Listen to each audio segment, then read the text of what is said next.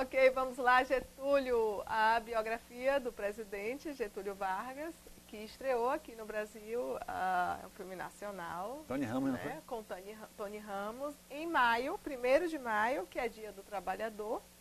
Lembrando que Getúlio, ele que fez as CLT, leis, as reformas. Né? Então, estreou no Dia do Trabalhador, agora em 1º de maio de 2014. E dirigido por João Jardim, que é um documentarista.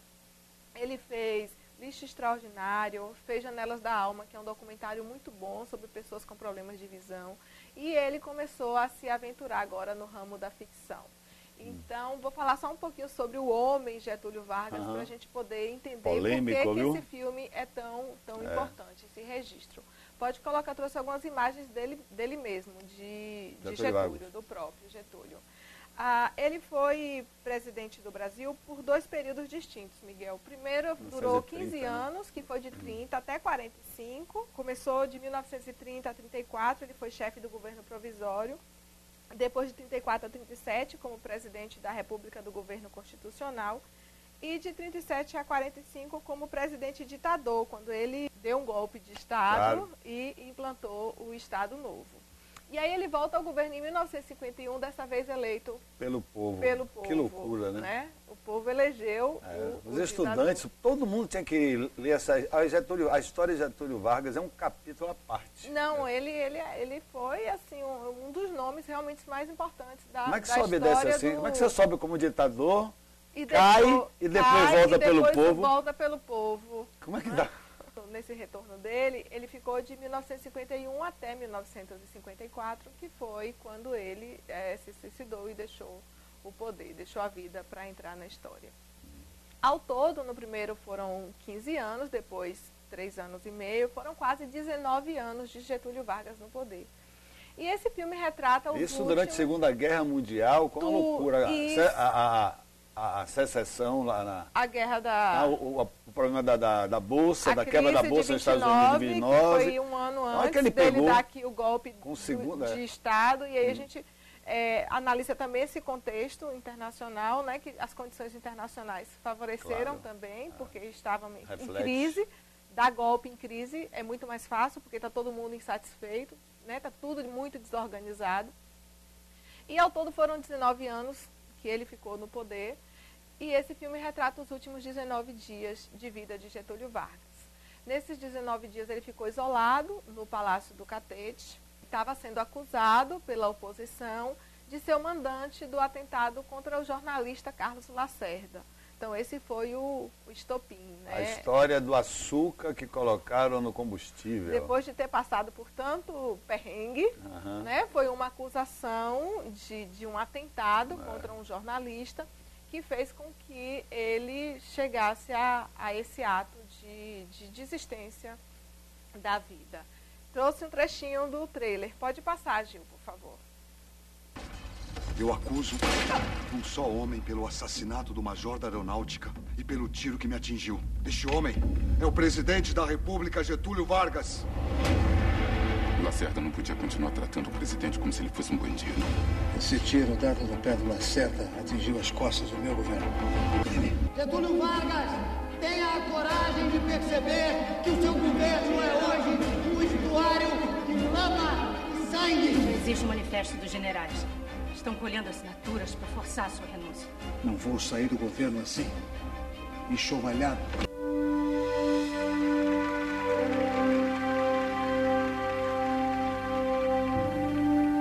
É um filme documental. Boa parte do filme foi gravada no próprio Palácio do Catete. Os móveis utilizados em cena foram móveis realmente da época de Getúlio Vargas. A cama que ele se mata no filme foi preservada? A cama mesmo que Getúlio Vargas se matou, que estava em um museu. E a arma que ele utilizou na cena, para gravar a cena, foi a arma que Getúlio Vargas se matou. Existe uma pergunta que ninguém conseguiu descobrir. Por que ele se matou de pijama, né? De pijama, porque é um homem que era muito ligado ao poder.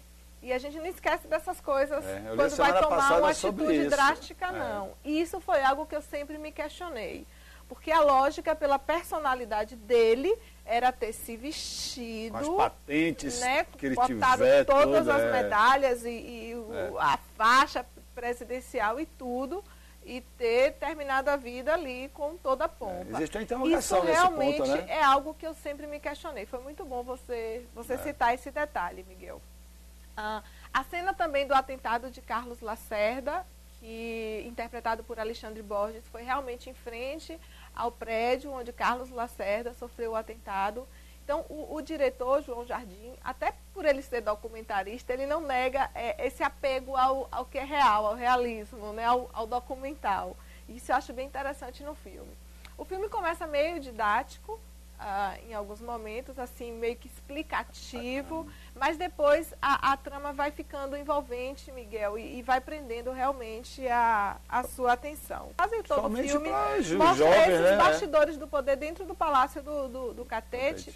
E é justamente essa sensação que ele passa ao público de isolamento de uma pessoa que está ali... O poder e, ao mesmo tempo, enclausurada. Acuada. Dentro do palácio. Exato. Então, cortinas fechadas e aquelas discussões, aquele clima muito tenso, a fumaça do cigarro. Eu gostei muito das escolhas charuto, do diretor. Ele fumava charuto. Né? Mas que era também nas reuniões era um fumacê danado. Era normal, todo mundo fumava. Olha, macho na década de 50 que não fumasse não era macho. Podia até não gostar, mas era obrigado para ser macho. Tinha que fumar. Fui expulso do cinema. Não foi na década de 50 não, viu? Mas porque garotão até a década de 60 e tal, era um sinal que você estava atingindo a maioridade, né? Era o símbolo. É um símbolo fálico, né? Agora careta, viu? Agora quem fuma é careta. De moda.